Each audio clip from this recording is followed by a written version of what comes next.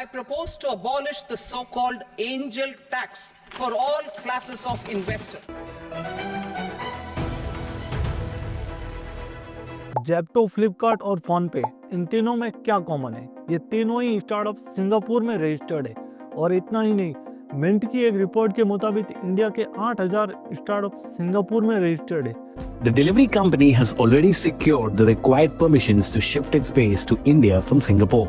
इन सभी स्टार्टअप के founders India से हैं, एम्प्लॉय भी इंडिया से, और ये बिजनेस भी इंडिया में करती। तो फिर इन्होंने सिंगापुर में रजिस्टर क्यों किया?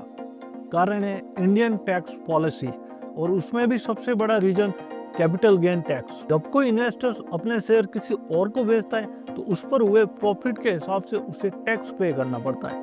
इसे एक एग्जांपल से समझते हैं। मान लीजिए आपने जब किसी स्टार्टअप में इन्वेस्ट किया तब उसकी वैल्यूएशन थी 1,000 रुपये, लेकिन आज उसकी वैल्यूएशन हो गई है 10,000 रुपये, और अब आप अपने शेयर बेचना चाहते हैं, तो आपको भी इस बढ़े हुए पैसे पर टैक्स पे करना पड़ता है, जिसे कैपिटल गेन टैक्स कहते हैं। इंडिया में ये टैक्स 12% है, लेकिन सिंगापुर में ये बिल्कुल 0 है। और केवल सिंगापुर में ही नहीं, न्यूजीलैंड, स्विट्जरलैंड, मोनाको, दुबई जैसे कंट्रीज में भी ये टैक्स बिल्कुल 0 है। देखिए, किसी स्टार्टअप में वैल्यूएशन बढ़ने के चांस काफी कम होते हैं। ज्यादातर टाइम इन्वेस्टर्स को लॉस ही होता है, लेकिन जब प्रॉफिट की बात आती है गवर्नमेंट उस पर अच्छा खासा टैक्स लगा देती है। इस वजह से वाई कॉम्बिनेटर, सिक्योर कैपिटल जैसे बड़े ग्लोबल इन्वेस्टर्स उन स्टार्टअप को प्रेफर करते हैं जो इंडिया से बाहर रजिस्टर्ड हो। लेकिन यहाँ सिर्फ कैपिटल गेन की बात नहीं है, डिविडेंड टैक्स जो कि कंपनी के प्रॉफिट में से शेयर होल्डर्स को बांटा जाता है, उस पर भी गवर्नमेंट 15% टैक्स लगा देती है। अगेन, सिंगापुर जैसी कंट्रीज में ये बिल्कुल 0 है। और इंडिया में जीएसटी भी 60 स्लैब में लगती है, लेकिन सिंगापुर में ये फ्लैट 7% है। और कुछ ऐसा ही हाल है कॉर्पोरेट टैक्स का। 2020 में फाइनेंस मिनिस्टर ने स्टार्टअप्स के लिए टैक्स रिडक्शन स्कीम को लॉन्च तो किया था। An eligible startup having turnover of up to 25 crores is allowed a deduction of 100% of its profits. इस स्कीम के तहत स्टार्टअप को 3 साल तक अपने प्रॉफिट में से कोई टैक्स पे नहीं करना पड़ेगा।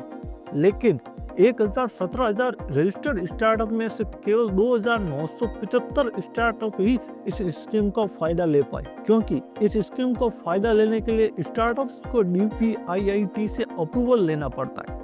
लेकिन DPIIT की टर्म्स एंड कंडीशन कुछ ऐसी है कि नियरली 2% स्टार्टअप ही उनके क्राइटेरिया को पूरा कर पाए, वो भी कई सारे डॉक्यूमेंटेशन और चक्कर काटने के बाद। इन्हीं वजहों से इंडिया आज ease of doing business ranking में 63वें स्थान पर है। At the 63rd rank in the ease of doing business, India remains a जबकि इंडिया अमेरिका और चाइना के बाद तीसरा सबसे बड़ा यूनिकॉर्न बनाने वाला देश है।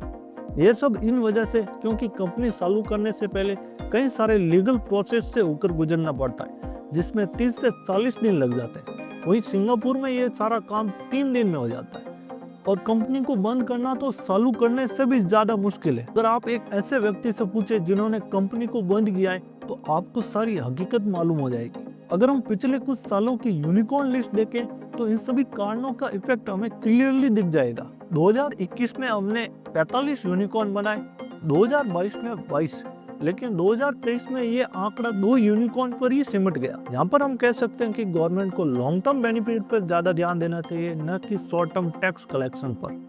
कैपिटल गेन टैक्स कम करने से स्टार्टअप को ज्यादा फंडिंग मिलेगी, देश में एम्प्लॉयमेंट इंक्रीज होगा और हमारा एक्सपोर्ट भी बढ़ेगा। ओवरऑल जीडीपी को भी बूस्ट मिलेगा और गवर्नमेंट को लॉन्ग टर्म में ज्यादा टैक्स मिलेगा। आशा करते हैं गवर्नमेंट अगले बजट में स्टार्टअप्स की इन समस्याओं पर ध्यान देगी। आज का वीडियो यहीं समाप्त होता है, लेकिन जाने से पहले चैनल का कम्युनिटी टैब जरूर चेक कर लें, क्योंकि वहाँ हम आपके लिए इक्विटी फ्री फंडिंग और ग्रांट्स के रिलेटेड जानकारी लाते रहते हैं। चैनल को जरूर सब्सक्राइब करें।